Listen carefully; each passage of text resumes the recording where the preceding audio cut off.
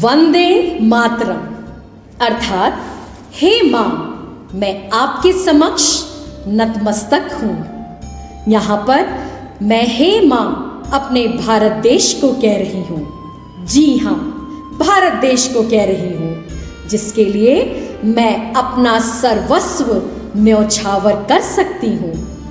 इसलिए मैं एक देशभक्त हूं और ये मेरी देशभक्ति है।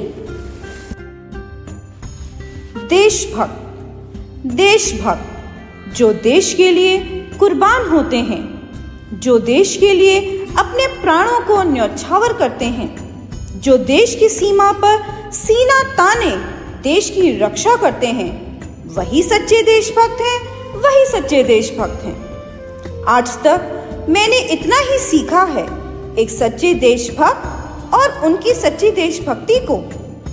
क्या मैं सही हूं? आज हम गणतंत्र दिवस मना रहे हैं। आज ही के दिन हमारा देश गणराज्य बना, हमारा अपना संविधान लागू हुआ।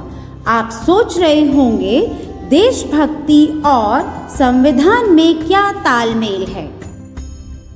तालमेल है, क्योंकि संविधान के नियमों का पालन करना ही देशभक्ति है, जिसका हम रोज उल्लंघन करते हैं। वो कैसे?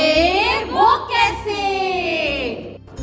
हम हर रोज यातायात के नियमों का उल्लंघन करते हैं। हमारे सामने लाल बत्ती जलती रहती है और हम रुकने के बजाय तेज गति से अपने वाहन को पार करना गर्व समझते हैं। और तो और हेलमेट ना पहनना भी अपनी शान समझते हैं। क्या ये संविधान के नियमों का उल्लंघन नहीं है? प्राइवेट हो या गवर्नमेंट, कई संस्थानों में रिश्वतखोरी और भ्रष्टाचार ने गहरी पैठ बना ली है। चाय पार्टी जैसे अच्छे नाम को रिश्वत के साथ जोड़ दिया है। क्या ये संविधान का पालन करना है? जी नहीं, हमारे संविधान में ऐसा कोई नियम नहीं है। हमारे मौलिक अधिकारों के तहत हम उच्च शिक्षा प्राप्त कर सकते हैं, रिश्वतखोरी और भ्रष्टाचार के खिलाफ आवाज बुलंद कर सकते हैं।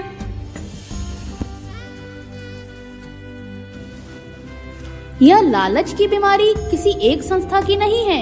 यह तो कोरोना वायरस की तरह है, जो हर क्षेत्र, हर संस्था, हर विभाग में फैली हुई है। जी हाँ, मैं बात कर रही हूँ। जी हाँ, मैं बात कर रही हूँ रिश्वतखोरों की, जिन्होंने सच को झूठ, योग्य को अयोग्य, निर्दोषी को दोषी साबित कर दिया है। ऐसे कानून व्यवस्था पर कौन विश्वास करेगा? इस कानून को इन रिश्वतखोरों ने रिश्वत के तराजू में तोल दिया है। यातायात की बात नहीं करते हैं, हम बात नहीं करते हैं रिश्वतखोरी की, हम बात नहीं करते हैं भ्रष्टाचारी की। मैं बात करती हूँ आपकी, मेरी, हम सबकी। 24 घंटे यानी 86,400 सेकेंड होते हैं एक दिन में।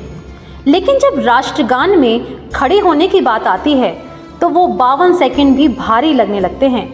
शायद हम सचेत खड़े हो जाते हैं, पर इशारे करना, इधर उधर देखना, बातें करना और राष्ट्रगान को ना गाना, ये संविधान को कैसे पालन करना है?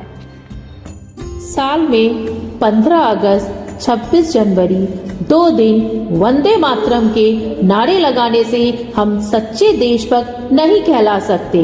जब तक हम संविधान के तहत अपने कार्य नहीं करते हैं, तब तक हमें 26 जनवरी मनाने का कोई भी अधिकार नहीं है।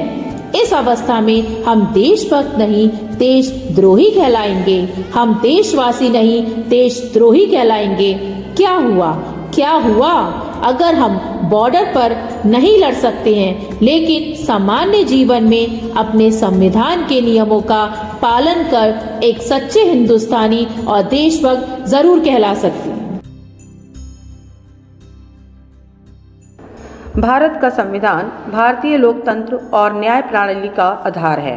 यह नागरिकों को उनके अधिकार और कर्तव्यों की समझ देता है और देश को एक संगठित ढांचा प्रदान करता है। आज हम जिस संविधान के तहत जीते हैं, वह हमारे लोकतांत्रिक मूल्यों की प्रतीक है। ये संविधान हमें समानता, स्वतंत्रता और न्याय का अधिकार प्रदान करता है कि हर व्यक्ति को समान और सम्मान के साथ जीने का अधिकार है। आज के इस महत्वपूर्ण दिन पर हमें यह संकल्प लेना चाहिए कि हम अपने देश के लिए हमेशा सच्चाई, ईमानदारी और मेहनत से काम करेंगे। हम अपने देश की मिट्टी से जुड़े रहेंगे और उसकी उन्नति में अपना योगदान देंगे। आखिरकार गणतंत्र दिवस हमें यह याद दिलाता है कि हम भारतीय हैं और हम सभी का एक ही उद्देश्य है, अपने देश को दुनिया में सबसे शक्तिशाली और समृद्ध बनाना।